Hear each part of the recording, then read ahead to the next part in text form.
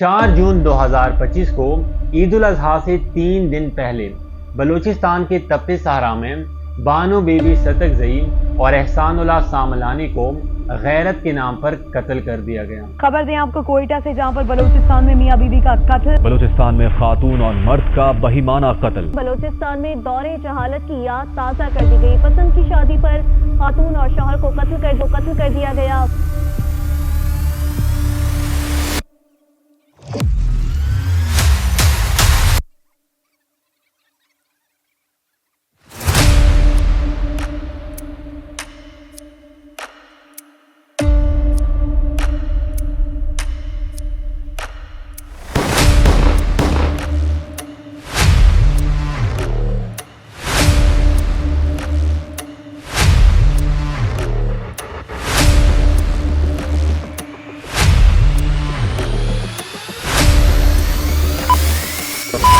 बानो ने कुरान हाथ में थामे बागैरत लोगों से चंद कदम आगे जाके अपनी लोकल जबान में बोली, जिसका तर्जमा यह है, आपको सिर्फ गोली मारने की इजाजत है और कुछ भी नहीं करना मेरे साथ। और पोस्टमार्टम के मुताबिक बानो को 7 गोलियां जबकि एहसानुल्लाह सामलानी को 9 गोलियां मारी गई। ये सेलफोन वीडियो जिसके बारे में कहा जा रहा है कि खुद मुजरिमों ने फख्र के साथ ये वीडियो अपलोड की थी, 20 जुलाई को अपलोड होने वाली ये वीडियो घंटों में वायरल हो गई और पूरे मुल्क में लोगों ने इस पर एहतजाज किया। लेकिन हम सब जानते हैं कि लोगों का ये एहतजाज सिर्फ चंद दिनों तक होता है, और जिस दिन मैं ये वीडियो रिकॉर्ड कर रहा हूँ इस दिन तक ऑलमोस्ट सब लोग इस वाक़े को भूल चुके होंगे, और ये लोग ये सोच नहीं रखते कि अगर आज ये लोग खामोश रहेंगे तो कल जब इनकी अपनी बारी आएगी तो इनके साथ भी यही होगा। 4 जून का ये वाकया है और सीएम बलूचिस्तान सरफराज बुगटी को भी उस दिन पता चल जाता है जिस दिन ये वीडियो वायरल हो गई। तो अब आप खुद अंदाजा लगाएं कि ये कुर्सियों पर बैठे पॉलिटिशियंस, इंतजामिया के लोग और अदालतों में बैठे जजेस किस हद तक बेहिस हैं। खैर, फिर मामूल के मुताबिक सीएम बलूचिस्तान ने कार्रवाई का हुक्म दिया, जिसके नतीजे में 15 मतलूब अफराद को गिरफ्तार किया गया।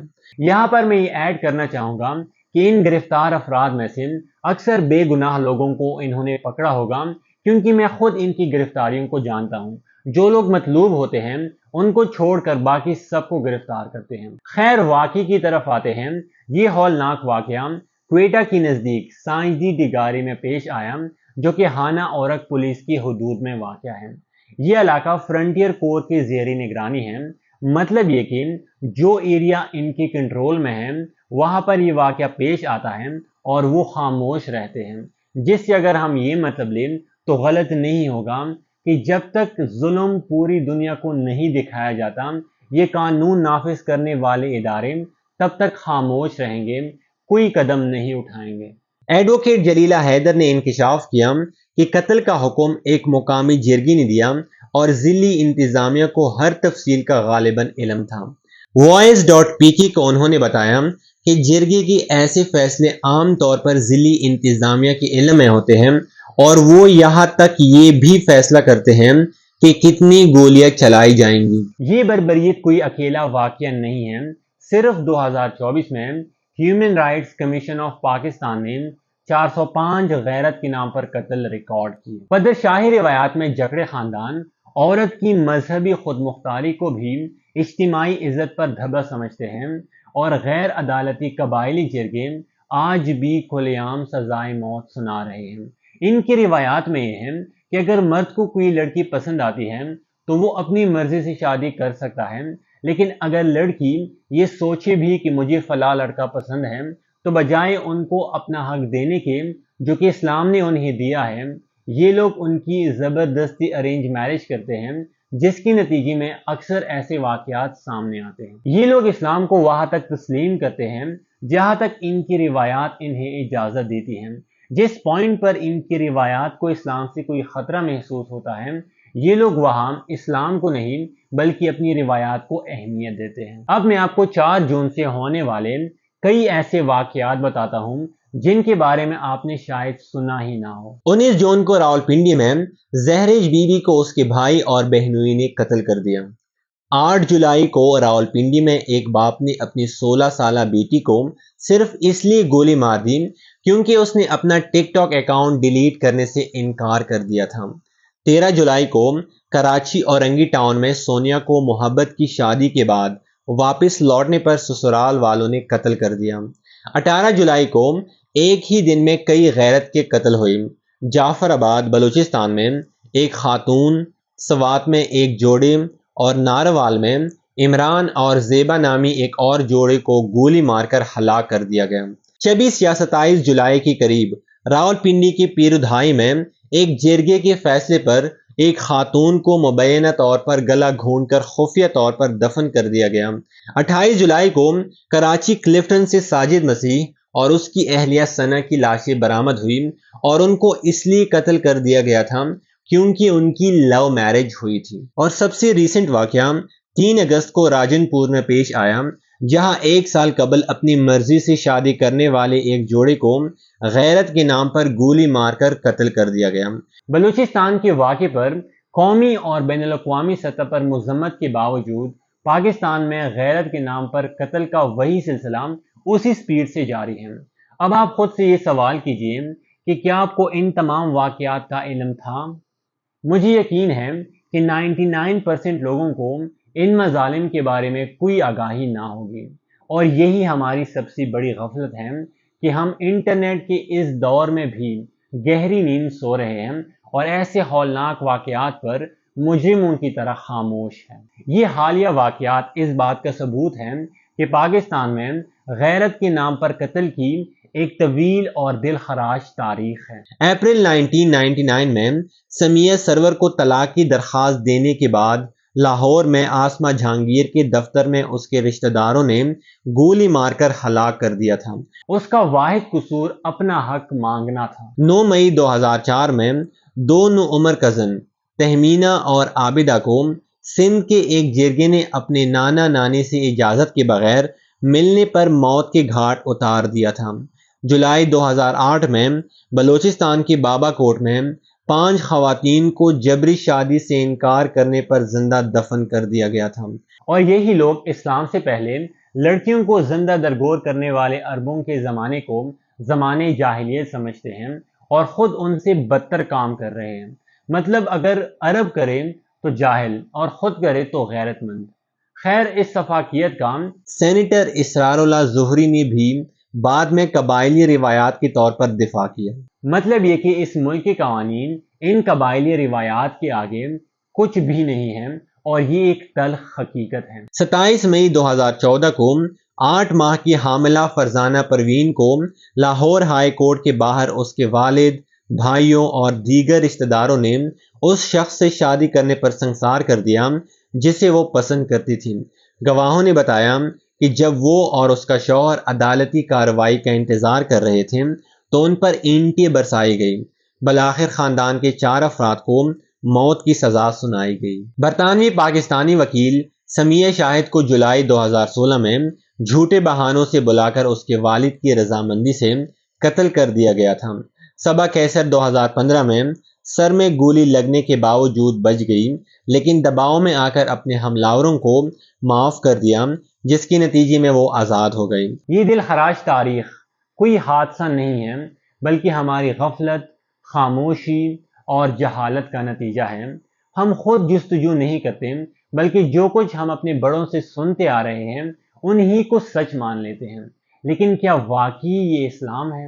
آئیے قرآن سے سمجھتے ہیں کہ ان واقعات میں کیا رولز اینڈ ریگولیشنز ہیں اور شریعت کی روح سے ایسے قاتلوں کو کیا سزا دی جاتی ہے۔ سورہ نور آیت نمبر 2، زنا کرنے والی عورت اور زنا کرنے والے مرد دونوں میں سے ہر ایک کو 100 کوڑے مارو، اور تمہیں اللہ کے دین کے معاملے میں ان پر ترس نہ آنا چاہیے اگر تم اللہ اور آخرت کے دن پر ایمان رکھتے ہو، اور ان کی سزا کو مسلمانوں کی ایک جماعت کو دیکھنا چاہیے۔ صحیح بخاری حدیث نمبر 6814، حضرت ابو ہریرہ اور زید بن خالد سے روایت ہے کہ ایک بدو رسول اللہ صلی اللہ علیہ وآلہ وسلم کی خدمت میں حاضر ہوا اور عرض کیا، یا رسول اللہ، ہمارے درمیان اللہ کی کتاب کے مطابق فیصلہ فرمائیے۔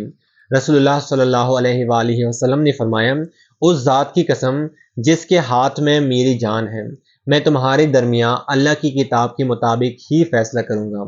وہ باندی اور بکریاں تمہیں واپس لوٹا دی جائیں گی اور تمہارے بیٹے کو 100 کوڑے لگائے جائیں گے اور 1 سال کے لیے شہر بدر کیا جائے گا۔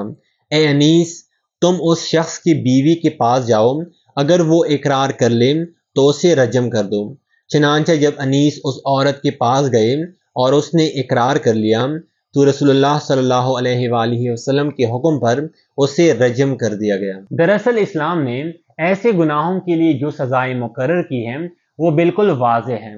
یہ سزائیں دینے کا اختیار صرف اور صرف شرعی عدالت کے پاس ہوتا ہے، نہ کہ کسی فرد، خاندان یا قبائلی جرگے کے پاس۔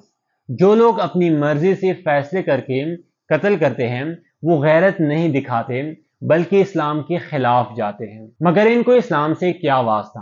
یہ تو وہی کرتے ہیں جو ان کی اپنی رسمیں اور روایات انہیں کرنے کی اجازت دیتی ہے۔ آنر کلنگ کے نام سے بریٹینک کے ایک آرٹیکل میں یہ واضح مینشن ہے کہ 5000 عورتوں کو ہر سال غیرت کے نام پر قتل کیا جاتا ہے۔ لیکن چونکہ وہ سوشل میڈیا پر وائرل نہیں ہوئی اس لیے ہمیں ان کا علم نہ ہو سکا۔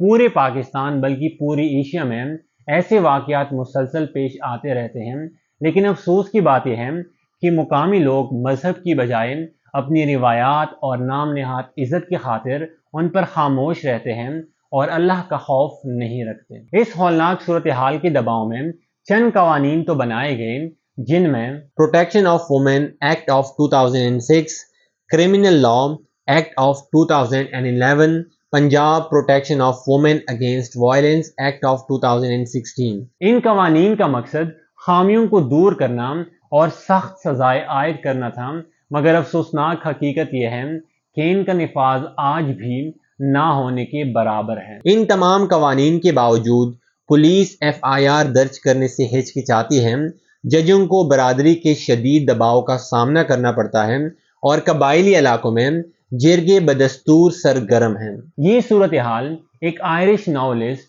اولیور گولڈ سمتھ کے صدیوں پرانے مگر آج بھی سچائی پر مبنی اس ناول کا عکس پیش کرتی ہے کہ قانون غریب کو کچلتے ہیں اور امیر قانون پر حکمرانی کرتے ہیں۔ اور یہ بات بالکل کلیئر ہے کہ ہمارے قانونی اصلاحات بھی اسی تلخ حقیقت کا شکار ہیں کہ جہاں پر کاغذوں پر تو انصاف کا بول بالا ہے مگر پریکٹیکل میں بے بس، کمزور اور متاثرین کو ان کا حق ملنے کی راہ میں روایات اور طاقت کا دباؤ اب بھی ایک مضبوط رکاوٹ ہے، اور یہ آگے بھی اسی طرح چلتا رہے گا کیونکہ ہم سب کو اپنی پڑی ہوتی ہے۔ ہم ایک قوم نہیں ہیں۔ اگر ہم ایک قوم ہوتے تو آج یہ ساری زیادتیاں نہ ہو رہی ہوتی اور ہر جگہ قانون کی حکمرانی ہوتی۔ لیکن کب تک ہم اپنی ذاتی انا اور خاموشی کی دیواروں میں قید رہ کر مظلوموں کو بے یار و مددگار چھوڑتے رہیں گے؟ یہ صرف ایک کہانی نہیں ہے، یہ ہمارے اجتماعی ضمیر پر ایک سوالیہ نشان ہے، ایک پکار ہے جو کہ عمل کا تقاضا کرتی ہے۔ یہ صرف حکومت یا عدلیہ کی ناکامی نہیں ہے، یہ ایک اجتماعی ناکامی ہے۔